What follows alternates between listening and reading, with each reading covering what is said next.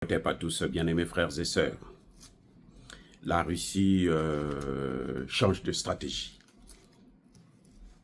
La Russie vient de créer, dans son ministère des Affaires étrangères, le ministère tenu par Lavrov, un département spécial pour l'Afrique. Il y aura donc un sous-ministre des Affaires étrangères chargé des questions africaines. C'est une femme qui a été nommée, qui connaît bien l'Afrique d'ailleurs pour avoir y travaillé déjà.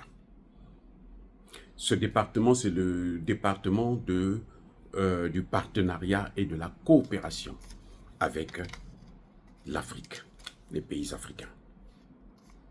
C'est une nouveauté pour la Russie parce qu'il n'y avait pas ça. C'était Lavrov qui devait tout gérer. Mais maintenant, l'Afrique prend une ampleur tellement, une importance tellement grande dans la sphère, la stratégie géopolitique de la Russie, que maintenant on met quelqu'un qui est en charge uniquement que des questions de l'Afrique. C'est un peu comme le département de la coopération que les Français avaient toujours eu. C'est-à-dire qu'ils ont un ministère des Affaires étrangères et il y a un ministère spécialisé pour la coopération. Mitterrand avait ça, Valéry Giscard d'Estaing avec ça, je pense que De Gaulle aussi avait ça, comment vous appelez, Chirac avait ça. Je pense que c'est avec les autres là que ça a commencé à changer. Il n'y a plus un département rien que pour l'Afrique. Avec Macron, bon, ça a disparu complètement. Et ça, c'est très bien d'ailleurs. Parce que la différence entre celui de la Russie et celui de la France, c'est que la France vit aux dépens de l'Afrique. Attendez, je m'explique. C'est-à-dire que sans l'Afrique, la France n'est rien. Donc, il faut un département spécialisé pour s'occuper des problèmes africains. Et c'est ça la plus grosse erreur de Emmanuel Macron. Ce qui est avantageux pour nous, bien sûr, en tant qu'Africains. Mais c'est une erreur pour Emmanuel Macron de penser qu'il peut relayer l'Afrique, c'est-à-dire que régler les problèmes avec l'Afrique comme il règle les problèmes avec l'Europe ou avec les États-Unis. Non. Parce que l'Afrique, c'est-à-dire que c'était la propriété de la France. C'est ce que le Sahel a cassé d'ailleurs. Et puis maintenant, ça est en train de progresser.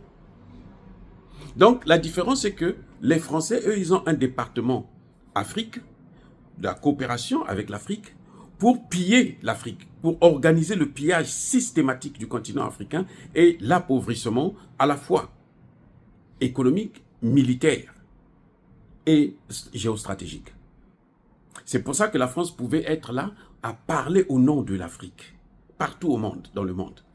C'est elle qui nous représentait. Oui.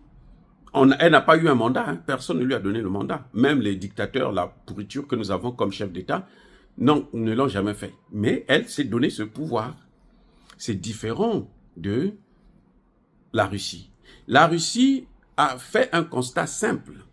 De plus en plus, les Africains font confiance à la Russie. De plus en plus, les Africains font appel à la Russie. La Russie, c'est les Africains qui les appellent.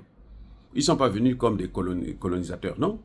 Ils ne sont pas venus nous coloniser, ils ne sont pas venus nous taper pour prendre... Sinon, ils allaient intervenir au Congo déjà. Tant que Tshisekedi ne va pas dire non, je vous laisse le droit maintenant d'intervenir, ils ne feront pas. C'est différent de la France. Elle intervient dans des coups d'État. Tout ce qu'il y avait comme coup d'État, c'était la France qui les organisait. Bien sûr, ils étaient soutenus par les États-Unis qui avaient donné à la France le mandat de gérer l'Afrique pour eux. Maintenant, ils ont constaté que la France a échoué, ils veulent venir eux-mêmes directement. Et c'est là où la guerre, la vraie guerre va commencer parce que, au moment où ils veulent venir, eh bien, les Africains se sont réveillés. Ils ne dorment plus. Ça devient compliqué. Vous voyez? Donc, voilà un peu ce qui est en train de se passer actuellement au niveau international. Pour comprendre très bien ce que la Russie est en train de faire, c'est en voyant la différence avec le département de la francophonie, c'est-à-dire que la coopération. Et on a vu que, comme Emmanuel Macron a supprimé ce ministère, il n'a plus le contrôle de l'Afrique. Il a perdu le contrôle de l'Afrique. Parce que les dossiers africains sont plus compliqués que les dossiers avec l'Europe, avec les États-Unis. Tout est réglementé avec eux. Or, chez nous, tout est imposé. Et nous sommes en train de vouloir changer tout ça. La Russie vient au moment où nous lui faisons appel. On lui dit, viens. Et en voyant qu'il y a trop de demandes venant de l'Afrique, trop de demandes. Vous voyez par exemple au Congo démocratique, chaque fois qu'il y a la marche, là, les gens sortent avec le drapeau russe. Ils demandent à la Russie de venir intervenir. Mais ça, Lavrov est trop de dossiers comme par exemple l'Ukraine qu'il faut gérer. On voit là que Donald Trump aussi veut faire la guerre. Donc il faut gérer cette nouvel aspect. Et donc, c'est une bonne chose de mettre en place un département spécialisé pour traiter avec l'Afrique. C'est vrai que ce département est sous la tutelle de Lavrov, mais c'est nettement mieux. Ça décharge un peu Lavrov de toutes les obligations qu'il a. Donc, franchement, c'est très intéressant de comprendre un peu la géopolitique au niveau international. Lavrov, la Russie, Poutine, ne crée pas un département pour venir piller l'Afrique. Un département qu'ils gardent, et puis, bon, ils se disent, les Européens, là, vous devrez venir avec nous, comme ça, on va aller piller l'Afrique. Non. Poutine se dit, non, pour mieux traiter vos dossiers, vous avez quelqu'un qui est là, à votre disposition, qui travaille avec vous, nuit et jour, et quand il y a des dossiers plus importants, il y a des décisions plus importantes à prendre, ça remonte à Lavrov, et ça remonte à moi-même, Poutine. C'est pour faciliter et la rapidité dans le traitement des dossiers africains. Parce que de plus en plus, l'Afrique sollicite la Russie. Eh bien, il faudrait bien qu'ils puissent agir ainsi. Vous savez, au secrétariat d'État américain, ils ont un département pour l'Afrique. Donc, les Américains, le chef de ce département est un vice-ministre, vice-secrétaire d'État.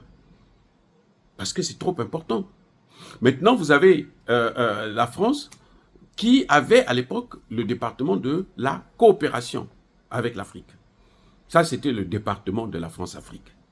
Le département du pillage, le département des coups d'État, le département de la désinformation. C'est-à-dire qu'en Afrique, là, tout se passait dans ce département-là.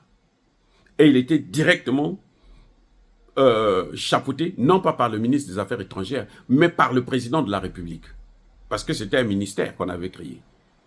Et le ministère avait à l'Élysée la chambre africaine de l'Élysée. Je ne sais pas si ça existe toujours. Une chambre africaine. Donc, eux, ils sont là à l'Élysée. C'est-à-dire qu'un département, tout un département à l'Élysée, à la présidence donc de la République française, pour piller l'Afrique. Ce qui n'est pas le cas aujourd'hui avec ce que nous voyons en Russie, parce que la Russie, encore une fois de plus, c'est nous qui faisons appel à la Russie et elle répond « oui, je viens vous aider ». Elle ne vient pas pour nous assister, pour nous piller, pour nous torturer, pour nous tuer, pour nous déstabiliser comme font les Français et les Américains. Soyez bénis, abondamment bénis par le Dieu des Kémités, par nos ancêtres angélisés. Mais que tous ceux qui persécutent le continent africain, le pillent et le déstabilisent, qu'ils soient noirs, blancs, chinois, arabes, juifs, indiens ou qui qu'ils soient punis, maudits, foudroyés, neutralisés, écrasés, effacés par le Dieu des Kémités, par nos ancêtres angélisés. Vive l'Afrique éternelle, j'ai dit et j'assume.